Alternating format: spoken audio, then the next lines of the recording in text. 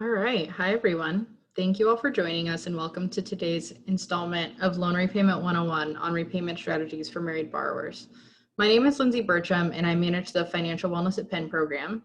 Today, I'm going to serve as a moderator throughout the workshop. We'll pause periodically during today's presentation to answer questions submitted by the audience. So please feel free to send your questions directly to me throughout the presentation and I'll direct them to Paul when we pause.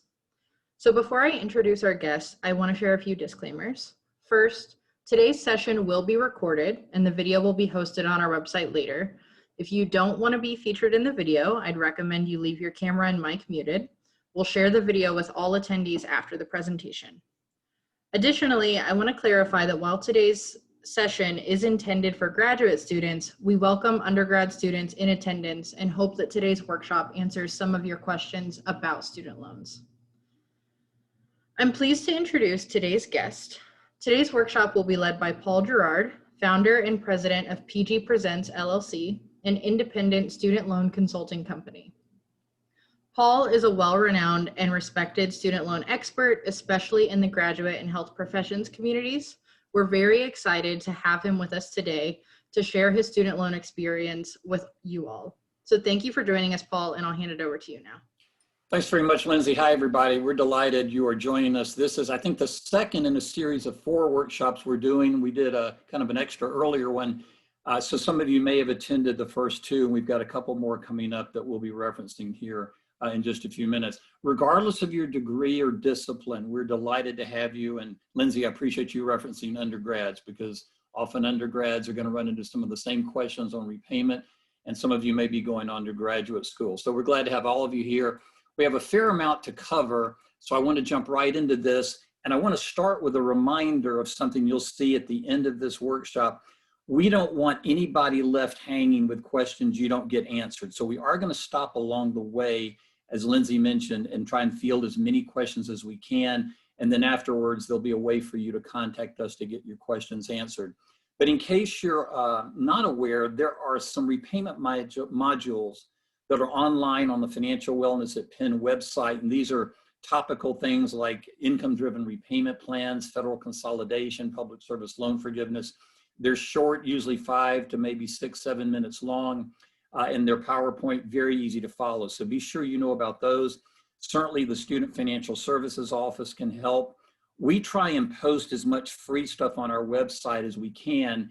And I hope this doesn't come across the wrong way because this is not a promotion for us at all. But the information we post, guys, is very objective. It's not intended to encourage you to go in one particular direction with your student loans or not. So we post as much as we can on our site, including updates on the CARES Act, which we discussed at a previous workshop.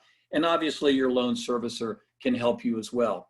Now, an unabashed plug, Lindsay, for the upcoming workshops on November 11, we're going to do a deep dive into calculators. And I think we're actually going to try and see if you guys can go along with us while we're doing the calculations and showing you the calculators. So November 11, very important. You'll get more information about that. I'm going to show you one calculator today, kind of tease you a little bit to try and get your attendance on the 11th. And then on December 9, we're going to do our last one in the series, and that'll be, guys, on federal consolidation. Do you need to consolidate, pros and cons, etc. And especially of interest to grad and professional students about refinance with private lenders. Should you do it? What are the pros and cons? So some more help coming your way. Okay, so here's what I'd like to get into today. And hopefully you got a copy of the slides we're going to be going through. Now, fair warning, I've added some additional slides that I think are going to help you. And if you see the highlighted in blue item there, we're actually going to talk about some of the things on the income-driven repayment plan application that impact married borrowers. I'll do a little bit more on that, but I don't want you looking at your slides going, wait a minute, I'm missing that. You're going to get a copy of that a little bit later. So we're going to talk about the impact of marital and tax filing status on the income plans pay and repay, and I'm going to show you how to estimate payments for married borrowers.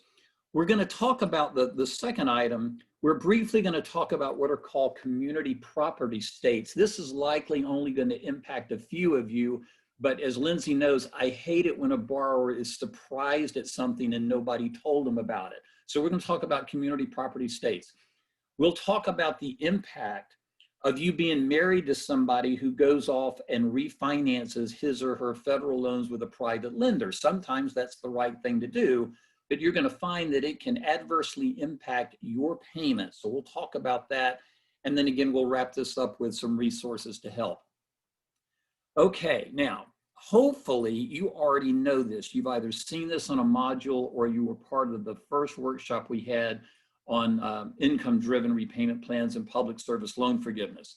Guys, remember, keep this as simple as possible. Lots of different repayment plans when your federal loans come due. They usually come due about 6 months after you graduate.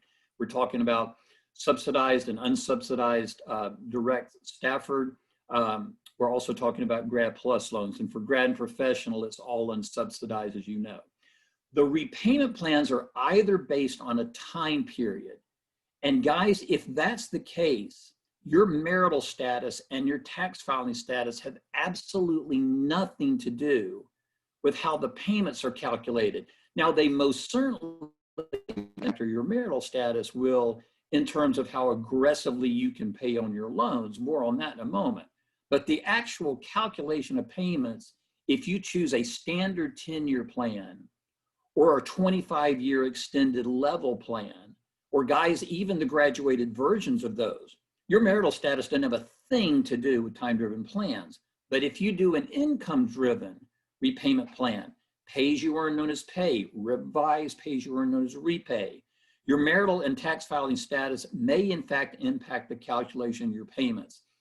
And the reason for that is the payment calculation with those plans, P and repay, it's based on a formula that looks at your income and your family size, and it changes annually.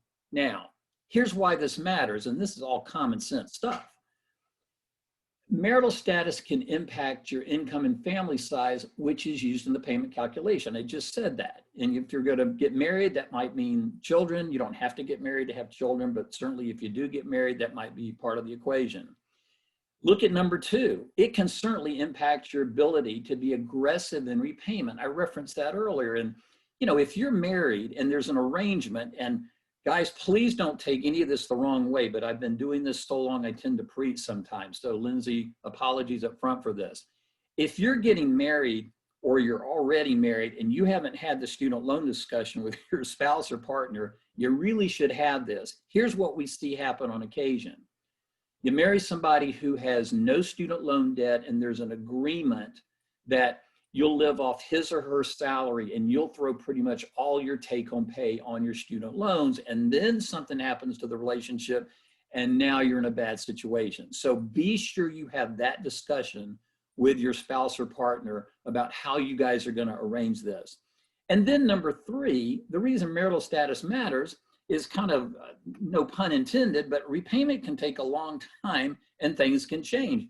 You might be single now and get married later. You might be married and get divorced later. And there can be all sorts of implications for how that's going to impact your payment. So marital status most certainly does matter. Now, guys, keep this as simple as possible. I'm going to show this slide to you again at the end of this short little section. If you are married and you are filing a joint tax return, spousal income is going to be counted under every single income plan. And the 2 plans you're likely looking at right now would be pay-as-you-earn, again known as pay, and revised pay-as-you-earn known as repay. Hopefully you guys already know that IBR is a much older plan. So spousal income, you're filing jointly, your spouse's income is going to be counted. Look at that second bullet. Spousal income is always counted with the newest plan, revised pay-as-you-earn known as repay, and it doesn't matter how you file your taxes. Now, if you're single, that's completely irrelevant. But let me stop here for just a moment. Hopefully you know from previous workshops that a number of borrowers, especially grad and professional students, get very interested in repay because if their debt is really high and their income is relatively low, and that could certainly be the case with a dental school graduate who's doing a 1 or 2 year GPR or maybe a pediatric residency. It certainly could be the case with Perlman, with folks who have to do a 3-year residency program. But anybody who's got high debt and low income, at least for a while, they get interested in Repay, because remember, with Repay, the government will subsidize or slow down by 50% how fast your debt grows whenever the interest you owe is higher than the calculated repay amount. But look at that second bullet. If you get married, spousal income is always going to be counted with repay. Filing a separate tax return is not going to help. So look at bullet 3. The only way, guys, the only way to exclude spousal income from the calculation of your payments with an income plan is to use pay-as-you-earn and file a separate tax return. So once again, if you're married filing jointly, spousal income is fair game. If you're using Repay, spousal income is always counted. If you need to exclude spousal income, you're going to have to file a separate tax return, and you're going to have to use pay-as-you-earn. Lindsay, I think we sent this to everybody. If not, we'll be sure you get a copy of it. Guys, this is actually on our homepage, pgpresents.com. We're not going to go through every single iteration of these different plans. We did that in an earlier workshop. But this is a visual that shows you spousal income and what I just covered. Spousal income always counted when you're filing jointly, but it's not counted if you file a separate return and use pay as you earn. So hopefully you've got this. This chart, I think, will help you with many of the decisions you make about which income plan you're going to use. Now, before I show you some calculations and the actual financial impact of this, this is something we run into all the time. We do a lot of personal one-on-one consultations, and Lindsay and to the grad team, if you guys are on here, I don't know if this has come up or not, but we don't want you to assume that if you're married or you're thinking about getting married, that you're going to have to use pay-as-you-earn. Run the numbers first. I'm going to show you this calculator in much more detail in November, and I'm going to give you a preview of it here shortly. It's the loan simulator at studentaid.gov. You can see the link right down there. Run the numbers first, because I would very respectfully say that if you're marrying someone and their income is low, maybe it's $25, $30, $35, maybe $40,000, I don't mean to downplay that amount of income, but that amount of income is likely not going to have a huge adverse impact on your monthly payment. It's going to drive it up, but it's not going to drive it up that much. So run the numbers first and look at the second indention. As Lindsay knows, we are not tax professionals. We don't claim to be, but we do know how the taxes work with these plans. And if you are thinking about filing separately, because after running the numbers, you see that your monthly payment's going up way higher than you really think you can afford, or maybe you're trying to qualify for the public service loan forgiveness program and you really want your payments to be very, very low. There are all sorts of reasons you might want a low payment. Always check with a tax professional to find out what the financial impact is going to be of you filing a separate tax return. Because again, we're not tax professionals, but guys, married borrowers file joint tax returns for a reason. And we just don't want you to run off, file separately, and then when you go to file your taxes, go, wait a minute, why do I owe, or what happened to that refund we were expecting? Now, I did some screenshots. You don't have, I don't think, a copy of this in the slides we sent you, but this is a copy of the slide that you will see if you go to the loan simulator. And once you go through and answer a few questions and you go to the personal information, you'll see guys, it's so simple. Maybe some of you have already done this. It'll say tax filing status. It defaults, bad choice of words, sorry. It defaults to single, but you can actually go in and very simply change it to married filing jointly, run the numbers. You'll see in this case, this is the example we're going to use. I've got you at 75,000 and your spouse at 50. You can run it married filing jointly, and you can turn right around and do married filing separately. And I'm going to show you those calculations. So this, guys, is just nothing more than a screenshot to kind of give you an example of what you're going to see when you do this. Okay, so what's the impact? All right, let's look at married filing jointly versus filing separately. And don't ever let anybody show you repayment numbers without giving you assumptions behind them. And Lindsay, you and I have talked about this before. You know, when I do these workshops, I never really know exactly what to use. If I'm speaking just to nurses or veterinarians or maybe the grad and professional, the education folks or dentistry or medicine, I've got a pretty good idea what to use. But guys, humor me. These are some numbers that I just came up with to give you an idea of how this works. Let's assume you got $100,000 in debt. Average rate is 6%. You're making 75,000. This, I don't know, might be a nurse, and your spouse is making 50. So that's two of you, family size of two. Remember, the income plans look at income and family size. And in this assumption, Lindsay, I'm using no kids. So it's just the two of you guys. And in this case, I'm assuming you married somebody with no federal student loan debt. Good for you. All right. Look at what happens to this borrower's payments, married filing jointly.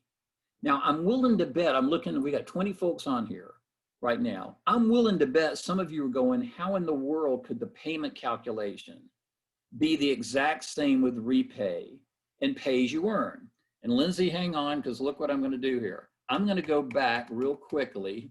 Look at line number 3. If you guys were part of the very first workshop we did on income-driven repayment plans and public service loan forgiveness, look at the payment calculation for pay and repay. It's done exactly the same, 10% of something called discretionary income. They are both calculated the exact same way. So it's no surprise that if this borrower is married filing jointly, doesn't matter what plan they use, pay or repay, payment's going to be the same. But what if this borrower files separately? Now, notice the payment with repay, it stays exactly the same. Well, of course it does. We just said, and I said this multiple times, the payment calculation of repay always counts spouse's income, doesn't matter how you file.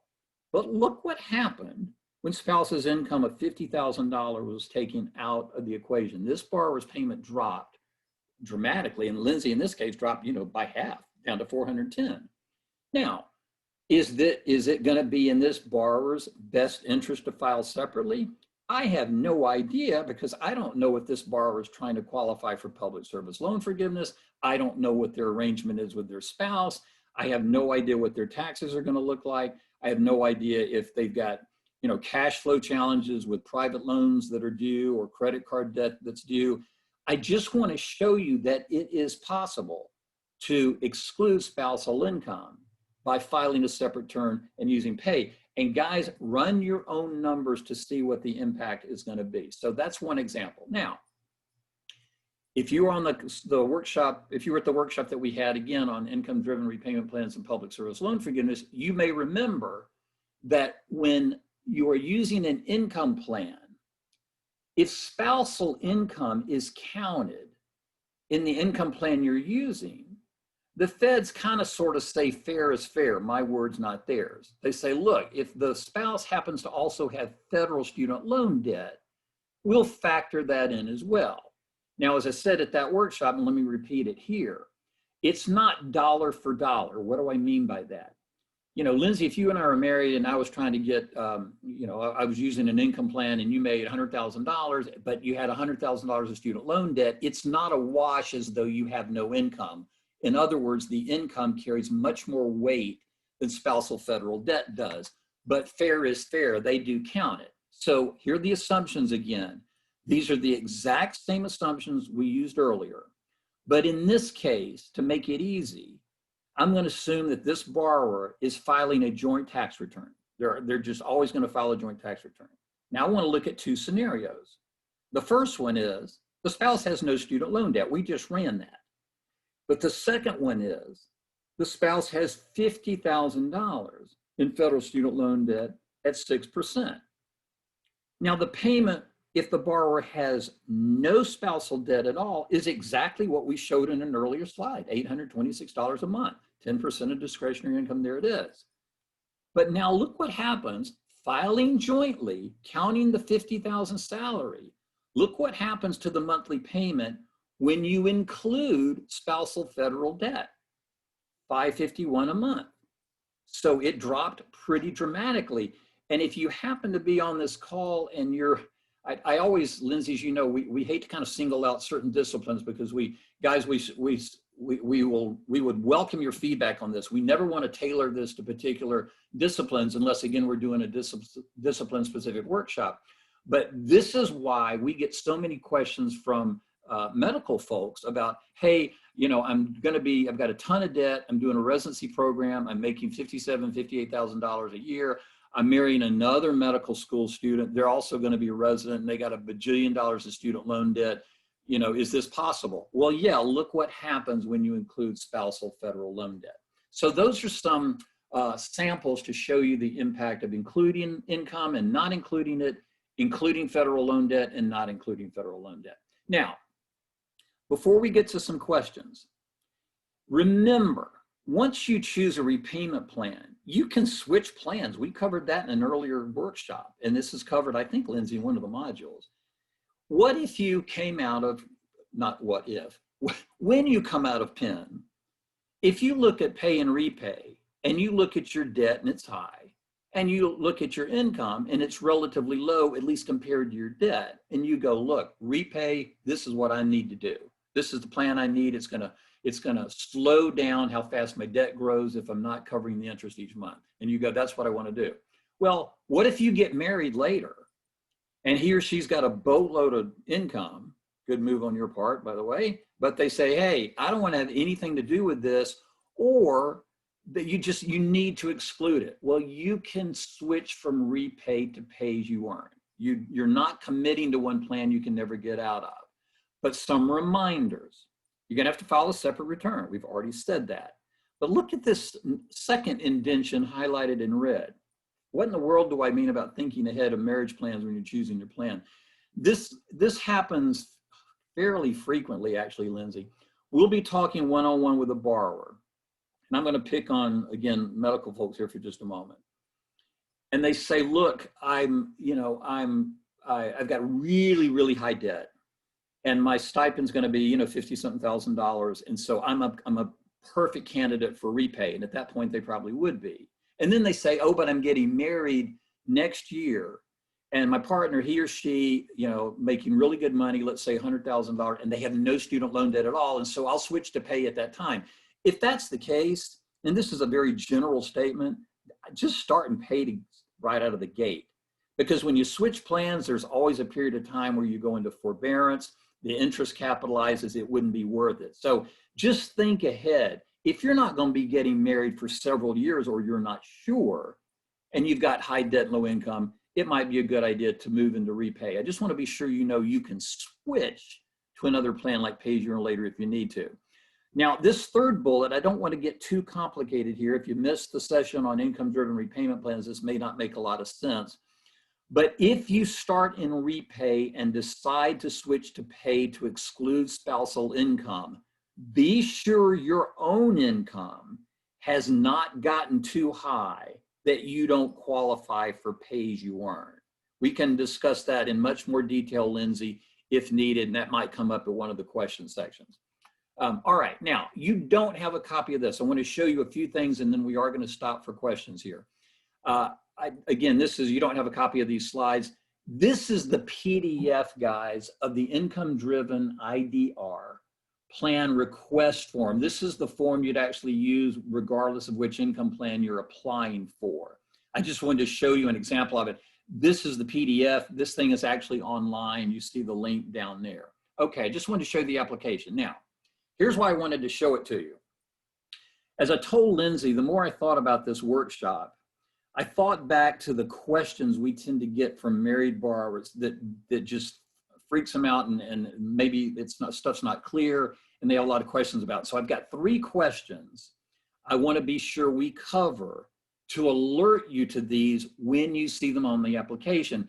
And guys, this is where I'm struggling a little bit here because I have no idea what year you guys are. If you're first or second year in your program, you may not see this application for several years. If you're a senior, you might see it certainly within a year. So just humor me a moment. I just want to prepare you for this. Question 7 asks for marital status. You see it right there. I hope you can see this. I tried to blow these up as big as I could. What's your marital status? Single, married, married but separated, married but can't get my spouse's income information. Now, why do I have this checked? Here's why. Guys, if you are married and your spouse is doing really well in the salary department and you run the numbers and the inclusion of spousal income is causing your payment to jump up, but you really, really want to use Repay because of that subsidy, you can't just check that box and go, sorry, couldn't get access to my spouse's information. I hate to get too serious here, but that question is designed for borrowers who are going through spousal abuse and literally cannot access it. The reason I brought this up is we work with a borrower. He's terrific. He's as honest as Abe. I mean, he would hate it if he did anything wrong. And Lindsay, I think I told you when we talked earlier this morning, this guy he's on Repay, or he was on Repay. And his spouse made $100,000 a year, good salary. And when I ran the numbers, I got a really high payment for him with Repay. And it was way higher than what he got. And I asked him what happened. And he said he called his loan servicer. And guys, I'm not trying to pick on loan servicers here, but he called his loan servicer, and the loan servicer said, oh, just check the box that says you're married, but you can't get your spouse's income information. And that's what he did, not knowing he shouldn't have checked it and not knowing it was only for folks who are going through things like spousal abuse. So all I'm saying is, if Repay is attractive to you, but you're married and your spouse is making a lot of money, in good faith, you can't just check that box and say, sorry, I can't get it. Okay, so end of sermon. All right, second thing, question 10. This is really important. Question 10, there it is. When you filed your last tax return, did you file jointly with your spouse? Yes or no? Okay, here's why that's important. Remember, if again, and I already see we got a question about the income-driven repayment plan stuff, and it's actually on the website. So we're happy, or you can sit down, or you not sit down. I guess virtually you can talk to somebody in the grad and professional team. They'll be glad to help you with this. Remember that the payments with an income plan, pay or repay, they're based on income from a prior year tax return. That's one reason it's so important, guys, to file a return your senior year before you're going to graduate. This has been a wild year. They extended the deadline, as I think you guys know, but very important for you to at least consider filing a return your last year. Okay, payments are based on income from prior year tax return, unless your income's dropped dramatically from that. Now, why is that important? The usual deadline is April 15. Okay, it's not unusual at all, at least with some of the borrowers we work with, for you guys to, I don't know, graduate in May and get married a week later, unbelievable, or maybe a month later. So what if you filed a return April 15 of your senior year on time, you were single, and then you got married in May or June? Okay, well, you go in to fill out the application about September, October of your graduation year in a quote normal year. That's when you'd be applying. And it's going to ask you, are you married? It's going to ask you, are you married? And then it's going to ask you, last time you filed a tax return, did you file jointly with your spouse? Yes or no? Well, guys, if you were single on April 15, the answer to that question is, I filed a separate return. The reason this question is important, it allows a married borrower, when they are applying for their income plan, to have only their income used if they're filing a separate return for pay as you earn. So the timing is extremely important, and question 10, extremely important. Last one I want to show you before we get to questions. In section 4D, and there it is right there, income information for married borrowers filing separately. Okay, this would be the borrower who's trying to get pay as you earn. I wish they would reword this, because to me this is very confusing, and Lindsay knows sometimes I'm playing with half a deck anyway, but I have been doing this a while and this thing still confuses me. This section is still gonna ask for spousal income even if you're filing a separate return, but it will state, look at those two arrows, it will state they are only gonna use spousal income if you're trying to use revised pay as you earn. So Lindsay, as I said this morning when we talked briefly, these are kind of the three things I wanted to bring to everybody's attention. Before we stop for questions, once again, guys, try and keep it simple. Married filing jointly, spousal income's part of it. Spousal federal debt is too. Spousal income's always counted to repay, period, the end. If you're single, it's irrelevant. If you're married and your spouse isn't making a lot of money, it may not be a big deal. But the only way to get rid of the spouse's income is to file a separate return and use pay as you earn. Okay, how are we doing time-wise? Well, half an hour. So, Lindsay, any questions? What do we get? So far, there's nothing in the chat, but if we want to linger for 30 seconds and folks want to submit whatever they have, we can do that, or we can move on and address questions later. That's great. And I see that we had the question, somebody must ask you about the income-driven repayment plans of PSLF. Yeah, please go in and watch the modules and listen to the recording. I think it'll very much help you there. Okay, well, let's just jump on in here. Paul, we just got one. Oh, yeah. It says, is there an income number at which you are no longer eligible for repay? Oh, that's a great question. Okay, let's see. I was going to say how the best way to, the easy answer to that is no. In fact, let me go back since you asked, and we've got a second here. Here we go apart. Okay, look at the, to the person who asked the question, Hallie, very good. Look at line number 3, Hallie. And this will be a quick little review of what we covered in the earlier session. And I'm kind of ignoring IBR because it's a much older plan and hardly anybody uses it these days. If you look at pay as you earn, notice it's 10% of discretionary income, but it has a payment cap on it. There's an income threshold where if you make a certain level of income compared to your debt, you won't qualify for pay as you earn anymore. With repay, Hallie, you could make $500,000 a year and you'll qualify for repay. The calculation, Hallie, and everyone, is always going to be 10% of discretionary income. Now, clearly, as your salary goes up, your monthly payment's going to go up. So the theory is, you know, and again, I'm going to pick on the folks from Perlman again. If you can afford repay 10% of your discretionary income as a resident, you can afford 10% of your discretionary income as an attending physician, even if it's $300,000 or $400,000. So, Hallie, there's no limit to how high your income can be with repay, but the corollary to that is there's no limit on how high the payment can be. That's a superb question. Thank you for asking that. We got anything else that's come in? Nope, that's it. So I think we're good to move forward and we can address other questions later. Yep. Thanks. Absolutely. Okay, community property states. And guys, I wasn't going to put this in here, but again, I think there are going to be a few of you this will probably impact or could impact. All right, again, a guy put the caveat out here. We're not tax advisors, but a community property state, you can just Google this and see this. A community property state is one where the money earned by either spouse while they're married and all the property they may buy with those earnings is considered equally owned by each spouse. Okay, what's the big impact of that? You're about to see it on the next slide. They're the community property states: Arizona, California, Idaho, Louisiana, Nevada, New Mexico, Texas, Washington, and Wisconsin. Now, I kind of sort of think there's a chance some of you are either from these states, or whether you are or not, might move back or might end up there, especially, I don't know, states like California, Texas, wherever. All right, what's the community property state? What's the impact? I just went through this diatribe with you guys saying that, hey, if you've got to exclude spousal income or you want to exclude spousal income from the payment calculation, there's only one way to do it. File a separate return and use pay as you earn. But here's the problem. If you're living in one of those states and you go, okay, I'm applying for an income plan that my spouse is making way too much money, they're not helping me out, I got to exclude it, I'm going to file a separate return.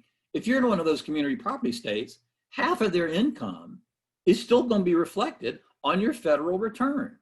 Now, I'm not defending loan servicers, but loan servicers get your federal return and they look at the adjusted gross income figure, AGI. That's what the formula tells them to use when they're calculating your payment. They have no idea that half of that or some of that is coming from your spouse. So how do you get around that? Because remember, that would kind of negate, at least Lindsay, in part, by 50% at least, that kind of negate the whole idea of filing separately to exclude spouse's income. So here's what you do. You work with your loan servicer to request that spousal income is not included in the payment calculation.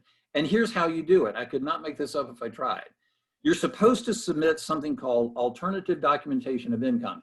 Guys, translation, It's a letter going, dear loan servicer, on my tax return, this is how much is mine, and this is how much belongs to my spouse. And here are my spouse's W-2s, pay stubs, etc. to prove it. Now, I want to be sure you see this, and I want you to note the date of this, 2012.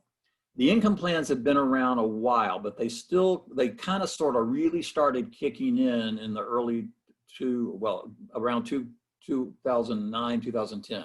Here's what started happening. The Department of Ed found out that married borrowers in these community property states were being penalized because spousal income, half of it was being counted. So in the Federal Register, the department came out with the following statement, and you can see it. The department understands, paraphrasing here, that you guys basically get screwed if you're living in a community property state, because half of the income of your spouse is going to be shown on that tax return. So look at this. The register continues and says, the Department of Ed authorizes the use of, and this is what they call it, alternative documentation of borrower's income, if the borrower's reported AGI doesn't reasonably reflect what you are making. Long story short, don't freak out if you're living in a community property state and you file a separate return and you use pay, you're going to have to simply send in a letter or something that says, hey guys, this much on my tax return is not mine. And you've got the Department of Ed's backing to do it. So any questions on that? I just thought I'd stop real quick, Lindsay, and see. I don't see any in the chat unless they send them straight to you. Nope, I haven't received anything yet. That's one we may want to let folks sit with for a minute. Yeah. Guys, don't not go to one of those states if that's where you want to go because you're concerned about that, because there's kind of a way out of that. Okay, last couple of things, and we've actually kind of briefly mentioned this. Married borrowers and refinancing. Remember, all refinancing is, and we're going to get into this in much more detail and how to choose lenders and pros and cons and all that in the workshop on the, December 9th or something like that. Okay, all refinancing is, it's where you take your federal student loan debt and or your private student loan debt and you go, I hate these interest rates, I want a lower rate, I'm gonna pay all these to zero and I'm gonna replace them with a private loan. That's what refinancing is. All right, very popular with grad professional students who don't do public service loan forgiveness. All right, look at that first bullet. You already know, maybe you knew before this workshop, you certainly know now, the spousal federal student loan debt's factored into the payment calculation if you're married and the income plan you're using is looking at spousal income. That's why I said fair is fair. It's not dollar for dollar, but they do give you a little bit of a break. But spousal federal student loan debt is not factored in the payment calculation.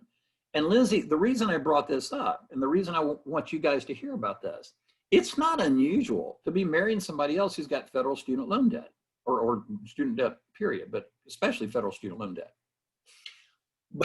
But I guess one of the things about doing this as long as I have, we run into all sorts of scenarios, and we were working with a borrower whose spouse had a boatload of federal student loan debt. They happened to be dental school graduates. And the spouse was not interested remotely in the public service loan forgiveness program, so there was no real inherent need for the spouse to keep their debt federal. And they thought, I hate these interest rates, I'm gonna see if I can refinance with a private lender. And they did. Now, I don't know if they had the discussion before the spouse did this, or they had the discussion and just didn't know.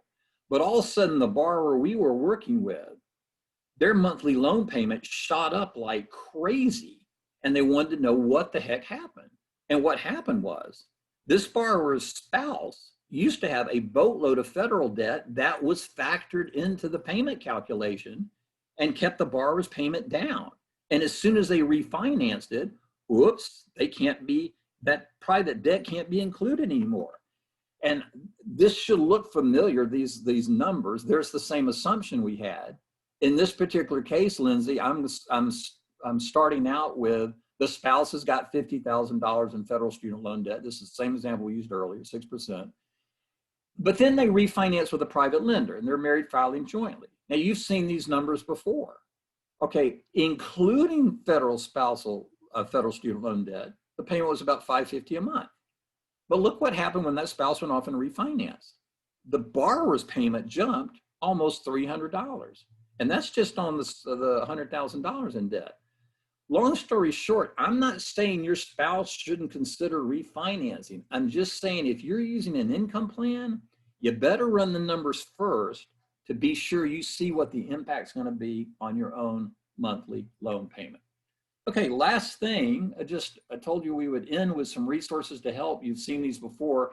This loan calculator, we're actually going to do a little bit deeper dive, give you some tricks of the trade, if you will, when we do the next workshop. I think that's on November the 11th. We'll also talk about discipline-specific calculators. I always am kind of hesitant to put this up there, but not all disciplines have their own calculators, but veterinary medicine, y'all have got access to a terrific one, whether you know it or not. Perlman, you certainly do. Dentistry, I'm very prejudiced about this. You've got a great one with the dental loan organizer and calculator from ADIA. So great resources. Certainly, if you're married and you're thinking about the impact of all this stuff on your taxes, talk to a tax advisor. I say this with great respect. I doubt very seriously they'll know all the nuances of the repayment plans, Lindsay, but they certainly should know the impact of filing jointly versus separately. You got to find that out. And obviously your loan servicer. So with that, Lindsay, and before we show them the phone numbers and all to call, we got any more questions that have come in? I haven't received anything so far, so if we want to give folks a if bit. you do have questions, if you've got questions about your loans or financial aid, please reach out to FSS. They'd be glad to help you. You see the email address there and the phone number. And these are very challenging times, of course, but these folks are delighted to help you if at all possible. If you've got questions about kind of general money management, budgeting and stuff like that, please feel free to call or contact Financial Wellness at upenn.edu, who are sponsoring this session. And I think, Lindsay, that's the link for the evaluation. Kind of cards on the table. We've not had much in terms of evaluations on these things. And guys, we really do want to know, are they helping? Are they not helping? Should we do more? Should we do less? Are they too long? Are they too short? I see a nice, thank you, Lauren. Really appreciate that, that comment there, and then we'll get to your question in a minute. So guys, please feel free to go to this link and do the evaluation. It won't take you but a few minutes, and we greatly appreciate it. So Lindsay, with that, my thanks to you, and I think we got another question or two that's come in. Yep, so there's one question here. So when do you recommend that students look into refinancing or repay options? Before the loans go into repayment or right after graduation? I would start looking at it after graduation, but the thing is, you should know, remember, most of your loans, Lauren and others on call, most of your loans have got a 6-month window period on them. It's a 6-month deferment with Grad Plus. It's a 6-month grace period with Direct and Sub. So you've got 6 months in a normal year before they come due. That would normally be, if you're graduating in May, it'd be about November, December. You're going to be needing to make a decision about repayment, pay or repay, probably around September, October. That's when you'll be applying. I would certainly be looking at refinancing before that time, but that's why, Lauren, it'll be really important. I hope you can make the workshop in December, because we're going to talk to you about, number one, are you even a candidate to do it? Should you even be remotely considering it? What do you give up and what do you gain if you do that? And then if you decide to take the plunge, Lauren, we're going to help you understand how, with no commitment, you can do a pre-approval and find out what kind of rates you could get. So it's going to, you should be looking at this, frankly, look at it the spring that you're graduating, but you certainly should be doing this around graduation time. Great. So we did get one more question, and Paul, I have a feeling I know how you're going to respond to this. So I do want to preface this by saying we're hosting an additional workshop next week, October 20th, talking about investing for graduate students, where we will talk about how to balance investing with debt repayment. So this question is, how should we view investments in assets like real estate versus paying down loans aggressively? Yeah, Michael, great question. And again, kind of with the caveat, and sorry to say, you know, we're not certified financial planners, chartered financial consultants, et cetera. But since you ask, and it's a great question, if I were meeting with you one-on-one, I would say, be sure you understand all your repayment options on your loans. No, You know, are you in a position to be aggressive? Are you not? Which repayment plans? What's your career path, et cetera? We would talk about all that. We'd lay all that out. And then I would probably say, okay, take this and sit down with a certified financial planner who's got the financial smarts to kind of help fill in some of the blanks. Because here's what I do. I would draw a circle. I'd cut it into 4 pieces of the pie. And I would say, one of these pieces of the pie, Michael, is your student loan payment. I mean, you got to, you know, run the numbers, see what you can afford. That's number one. The second, I would say, would be a cash or emergency fund, not to put money in, not to earn anything on. You're not going to earn anything on it. That's not what it's for. You know, Michael, it's for emergencies. Death in the family, you need to take a trip, you don't want to charge anything. And how much you put in that is really up to you. Number 3 would be a Roth IRA or some similar investment tool, probably a Roth IRA. And number 4 would be the retirement, hopefully at wherever you're working. Hopefully they're doing some kind of, they have a retirement plan and they do some kind of matching. So Michael, I would say a little bit of money in each pot. That tends to be the best approach for many borrowers. But how much goes in each pot, that's where you go to a financial planner and go, look, I know what my options are with my student loans. I know what kind of rate I've got on them. I know my option, to go back to Lauren's question. I know my option of how low I could get that rate if I refinance. I also know what I'd give up if I did it. Help me figure out how much money to put in those pots. I'm not a big one, Michael, in pulling a lot out of investments to aggressively go after loans, because I'm one of these who thinks it's not a bad idea to have money in different pots. So great question. And Lindsay, I think if y'all are doing that session, that sounds great. Great. Yeah, thank you for the question. And when I follow up with everyone who attended today, I'll share the link for the registration for that workshop as well. Yeah. Well, thanks, guys. Please stay safe. It's always a pleasure. And please, you know, I say again, please let us know how we did, because this is very important to Penn. We want to be sure these things are meeting y'all's needs. Stay safe, and you guys take care.